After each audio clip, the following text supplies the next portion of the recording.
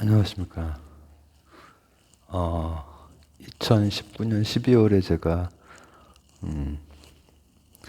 합성 생물학에 대해서 짤막하게 그 얘기를 나눈 적이 있잖아요. 그리고 지금 이제 2022년 6월 14일인가? 화요일입니다. 화요일. 오늘은 제가 이제 그때는 뭘 얘기를 했냐면은 사람이 처음으로 새로운 종을 만들었다. 그게 한 10년 전쯤 일이다. 그 얘기를 했었죠. 2010년인가 그때 만들었으니까. 그리고 이제 또 한 3년이 지났죠. 3년이 지나고 그러한 또 실험이나 이런 거가 있었느냐. 그 정도의 충격을 준 것이 또 나오진 않았는데 그거랑 관련된 것들이 이게 엄청난 충격적인 그거였기 때문에 관련된 것들이 뒤따라와서 많이 이렇게 또 이렇게 왔죠. 근데 오늘은 이제 그런 것도 볼 거지만 제가 얼마 후면 약물 치료를 들어가기 전에 그 들어가기 전에 걸거나 아니면은 조금 지나서 걸거나 할 영상을 조금 그래도 너무 옛날 거보다 약간 이 근처 걸로 하나 찍으려고 더군다나 생명이랑 관련된 걸로 그런 측면에서 한번 생각을 해보려고. 그렇지만 이제 과학적인 그것도 가능한 한 우리 같은 일반인이 합성생물학 그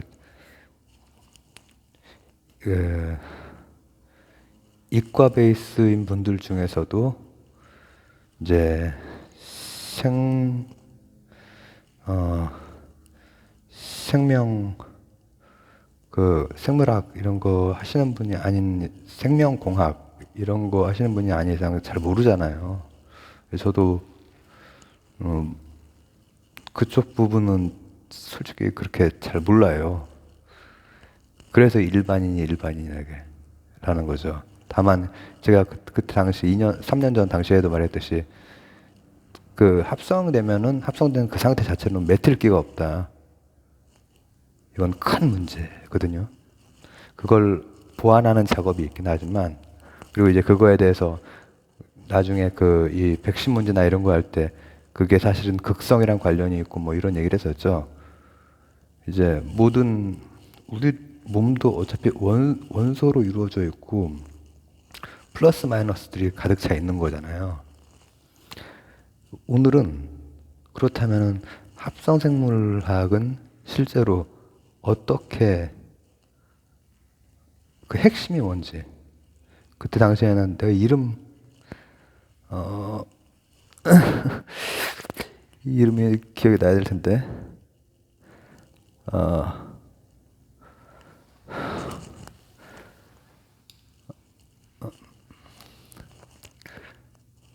네, 네, 아예 검색을 했어야 되는데 그때도 검색을 안 해가지고 막 버벅거렸었는데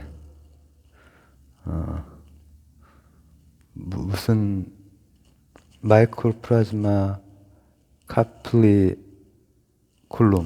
그게 이제 그 합성 생명체 인간이 탄생시킨 거거든요. 그래서 그런 관련해서 아주 과학적인 거를 우리가 이해하기 쉽게 한번 일단 합성 생물학은 유전자 재조합이랑 달라요. 제한 효소 또 연결 효소 이거 가지고 유전자를 그냥 조합하는 그런 거랑 달리 합성 생물학은 영어로 뭐죠? 발음은 이렇게 인터넷으로 들어보시면 될 것 같아요. 신데릭 바이올로지 이렇게 되는데 에릭 쿨이라고 하는 쿨할 것 같은 만나보진 않았지만 그 양반이 20년 전에 이미 합성생물학을, 그리고 그 이후에 합성생물학은 계속해서 도전 막 그런 챌린지를 해가고 있죠. 그러다가 그리고 실패를 맛보고 하다가 10년 정도가 지나고 나서 2010년에 성공을 한 거예요. 내가 아까 뭐라고 했지?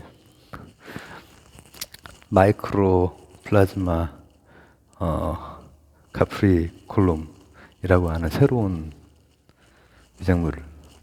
근데 그거 하면서 제가 오늘은 거기에 실제 어떤 식으로 했는지 그거를 아주 단순하면서도 핵심을 한번 얘기를 일단 나눈 다음에 더 진행을 해볼게요. A와 B가 있어. 미생물 A와 B가 있어.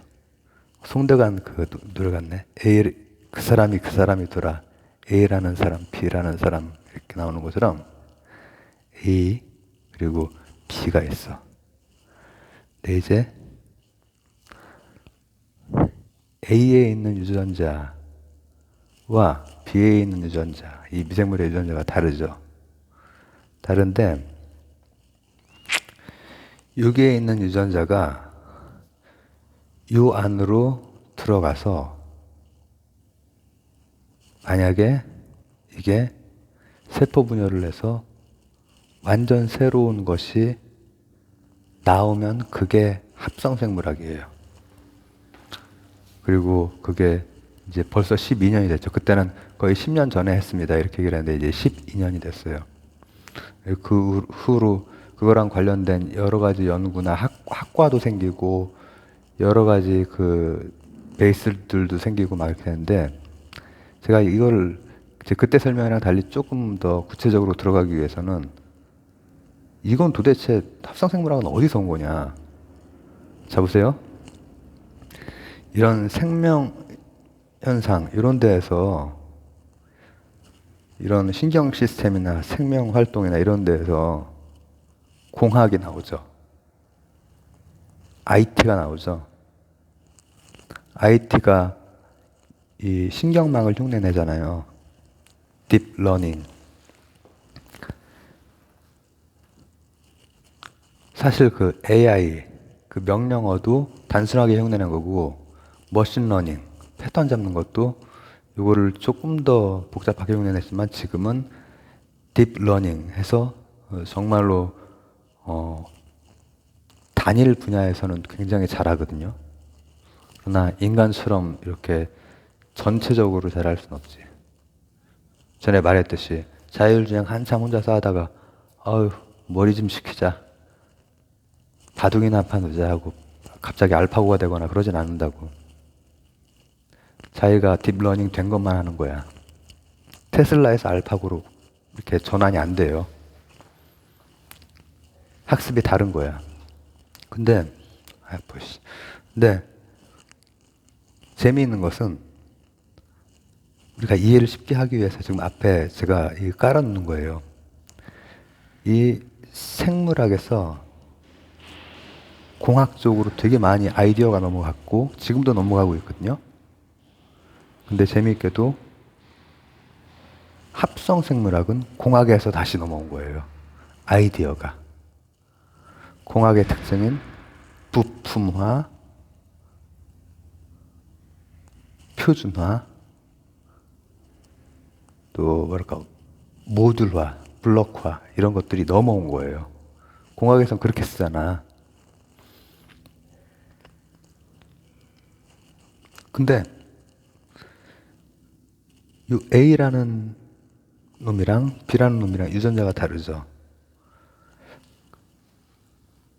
그럼 어떻게 그걸 해내느냐? 우리가 가지고 있는 그 유전 기술, 합성생물학 기술로 A에서 특정한 유전자를 추출해. 그리고 B라는 곳에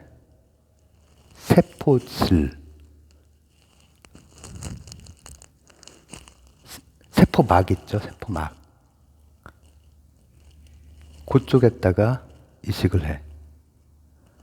그런 다음에 그러면 이제 어떻게 되느냐 하면은 그 안에는 A라고 하는 특정한 우리가 원하는 그 유전자가 있고, 그다음 B에는 B의 그 유전자들이 있을 거 아니에요.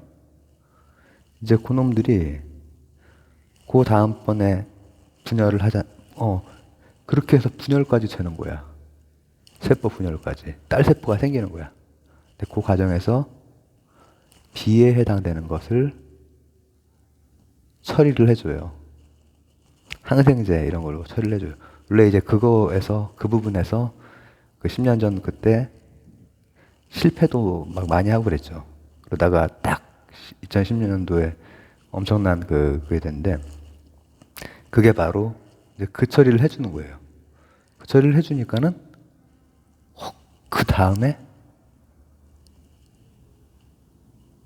완전 새로운 A 유전자를 가지고 있는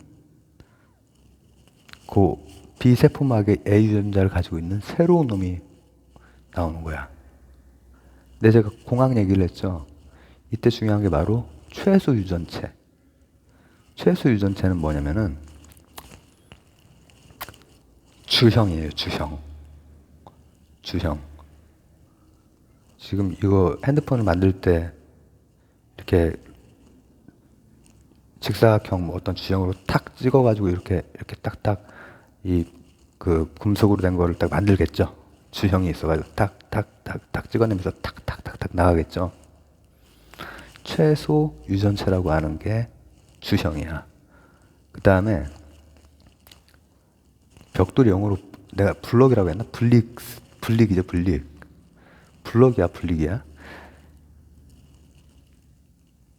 실제로 어떤 형질을 이루고 있는 그놈이 벽돌 역할, 그 벽돌들, 그 거푸집에 벽돌이 들어가는 거야.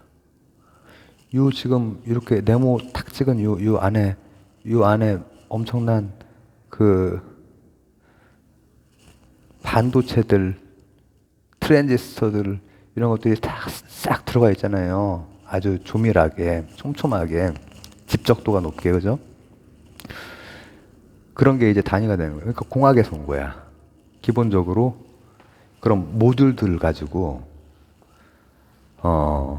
공학적인 아이디어로 재조합을 한번 해보자. 이렇게 해서 된 게 바로 합성 생물학이에요. 그리고 그 10여 년 전에 큰 충격을 줬고, 그런데 제가 이제 그거는 이제 10여 년 전이 아니라 19년이 아니라 그 다음 해에 제가 다다음 해에 백신 나올 때 3년 전. 백신이 언제 나왔지? 작년인가? 그때 이제 백신이라고 하는 게 지금 새로운 방식으로 만들어져 가지고 안정성이 늘 문제가 되는 거거든요. 공학이랑은 달라. 공학에서 왔지만 공학은 딱딱 정말 떨어지잖아요. 3차원과 2차원의 차이라고 했죠. 2차원은 떨어지는데 3차원은 블랙박스가 너무 많은 거야. 그러니까는 메틸기가 없고 하면은 이제 어떤 메틸기도 다 플러스 마이너스랑 관련된 거예요. 플러스 마이너스의 조성, 그리고 산성도라든지 이런 거. 이 신체 내에 다 산성도가 다르잖아요. 위 같은 데랑 췌장 같은 데랑 이런 데가 다 산성도가 다르잖아요. 근데 그 생명체가 가지고 있어야 되는 특징 하나가 없어. 그러니까 그걸 막 보완도 하고 하는데, 그럼에도 불구하고 보완이 되긴 됐는데, 이게 나중에 어디에 쓰이냐면은 의료 쪽에 되게 많이 쓰일 것이고, 자원에, 그러니까 우리가 가지고 있는 자원이 뭐 지구에는 한정이 되어 있잖아요. 일단은 우리가 현재 기술을 쓸 수 있는 건 혁신을 통해서 이제 슈엘 오일 같은 것도 막 쓰고 하고 하지만은 자원을 생산할 수 있는 거의 다 미생물에 대한 거예요. 이런 저기 옛날에 그 한때 인터넷 그 통신 시절이나 막 그런 초기 인터넷 시절에 유행했던 그 개새 있잖아요. 위에는 개고 밑에는 새. 이런 거는 큰일 날 소리고 미생물 가지고 이걸 가지고 에너지 생성을 한다든지 치료에 쓴다든지 그러나 이제 이게 특히 몸에 들어가는 거는 굉장히 신중해야 되기 때문에 안정성에 문제가 있고 또 무기로 쓰일 수 있지. 모든 과학기술은 조금만 이렇게 되면은 생화학 무기로 쓰이는 거죠, 뭐. 그러니까 그거에 대한 것도 이제 막 문제가 된단 말이에요. 그리고 근데 이제 제가 방금 말했듯이 최소 그 유전체하고 그 블릭스 있죠. 그거에 대한 게 지금 굉장히 많이 쌓였어요.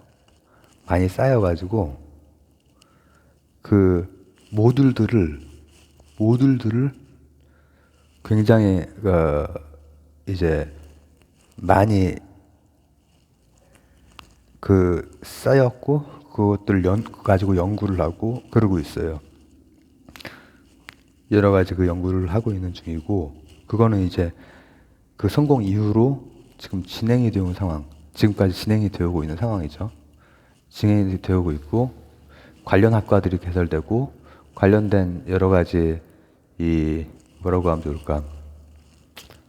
그 학술 대회들이 개최가 되고 그 관련된 그 연구소 회사들이 세워지고 그렇게 되고 있어요. 실용화의 그러니까 우리가 단가의 문제, 그리고 안정성의 문제가 이건 되게 크거든요. 생명공학이기 때문에 안정성의 문제가 엄청나게 중요해요. 근데 제가 이걸 가지고 왜 생명 저기를 얘기를 하는 거냐면은 생명 기원설이 막 그 스타더스트에서 왔다. 혹은 데미우르고스가 창조를 했다. 데미우르고스는 제가 제 그 요한복음 할 때 이제 얘기했는데 데미우르고스도 복잡하게 쓰이기 때문에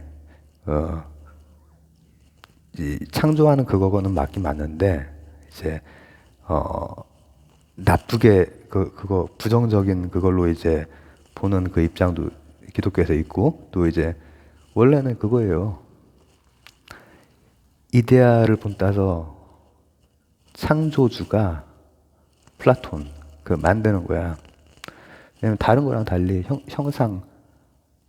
형상을 질려가지고 만드는 건데 생명은 약간 차원이 다르단 말이지.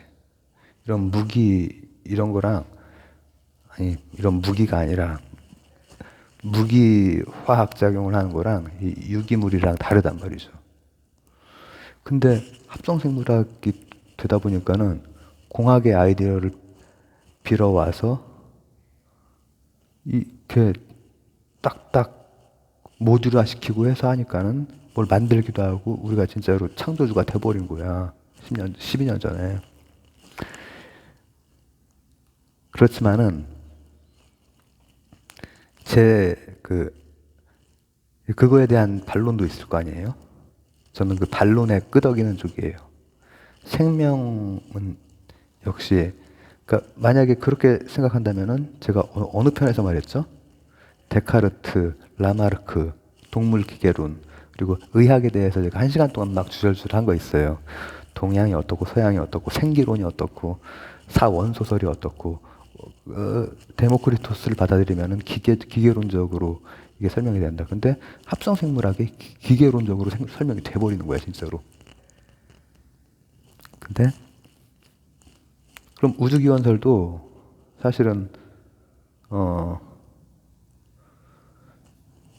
우주기원설? 생명기원설도 뭐 스타더스트에서 하는지 창조주가 했는지 아니면은 번개라든지 이런 예전에 오존이 그 했을 때 그 큰 에너지에 의해서 코아세르베이트 이것도 제가 얘기한 적 있죠.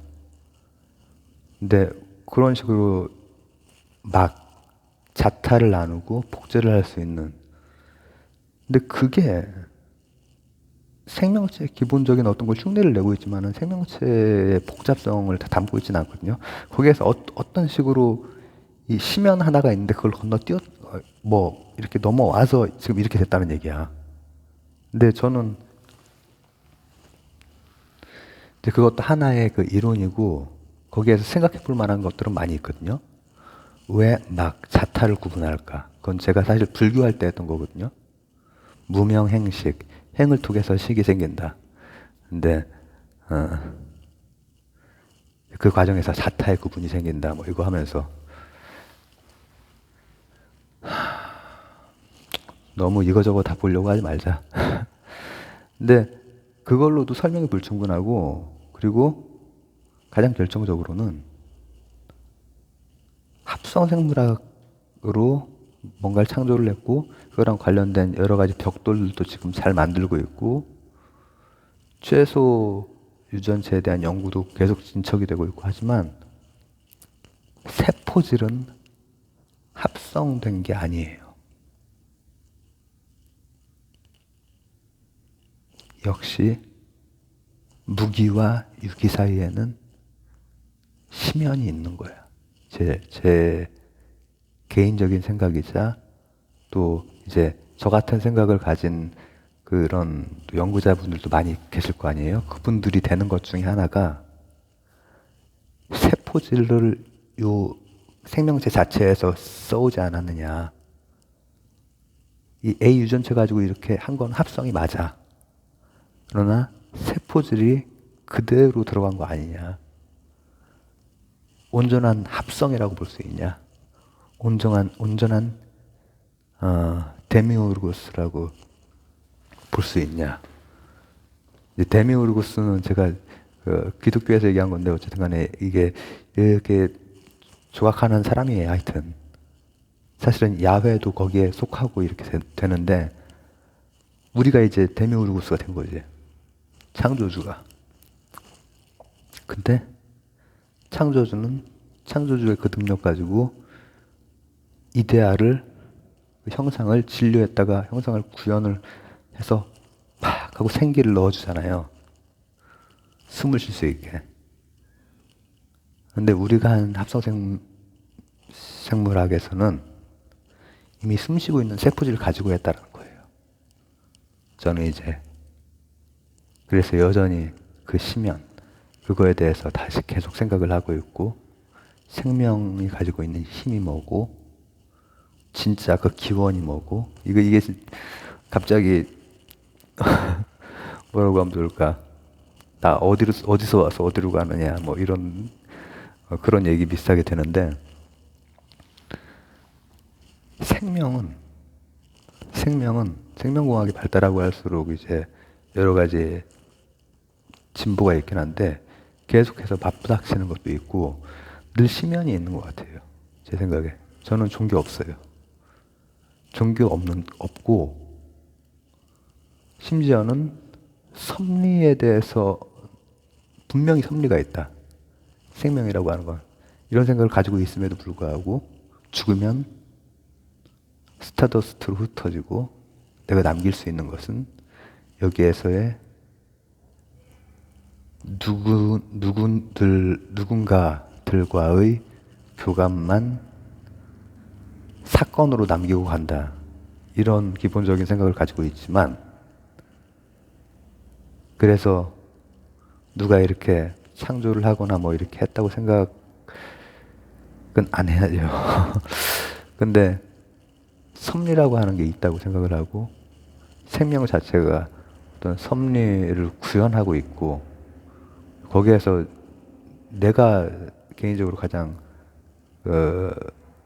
중요하게 생각하는 것은 거기에서의 의미들 그것만 남기고 가는 거라고 생각이 들어요. 그래서 남기고 별똥별처럼 가는 거기 때문에 더 좀 애달고 더 귀한 거죠. 그런데 더 집중을 해야 되고 늘 그런 생각을 하려고 막 노력을 하죠. 잘 안 되지만. 그래서 간단히 요약하자면은 합성생물학은 오히려 BT에서 IT 같은 데로 많이 가다가 이번에는 공학에서 생물학으로 넘어온 거야. 그리고 거기에서 핵심은 최소 유전체와 벽돌들, 블릭들, 블럭들, 이게 바로 모듈화잖아요. 그리고 실제 과정에서는 막 여러 번 실패하다가 성공을 했던 것이 특정한 유전체를 그 세포질 내에 이렇게 넣어주고 그게 분열까지 하는데 그 분열 과정에서 나머지 놈들을 잘 처리를 해주면은 완전 새로운 생명체가 탄생하는 거야. 근데 뭐 우려사항들, 안정성에 대해서 제가 얘기를 했고 우리는 아직 잘 모른다. 특히 그걸 만약에 몸에 땄어야 된다면은. 그리고 또 두 번째는 무기로 쓰일 수 있고 그리고 생명에 대한 것. 생명을 창조했느냐? 창조된 생명을 활용한 거다. 저는 그렇게 생각한다. 섭리라는 게 있는 것 같아. 있다라고 저는 믿고 있거든요. 물론 그 믿음이 사후에 뭔가 내가 이렇게 그런 거는 없다 있다가 아니라 몰라. 난 여기에서 의미를 가능하면은 빨리 몸이 회복이 돼가지고 뭔가 의미를 남기고 싶어. 그거죠. 얘가 좀 이 말 저 말 좀 깔끔하게 찍으려고 했는데 그렇게 됐네요. 이거를 제가 뭐 약물 치료나 아니면 수술이나 뭐 이런 거 앞뒤로 이걸 걸고 싶어가지고 지금 찍어놓습니다. 감사합니다.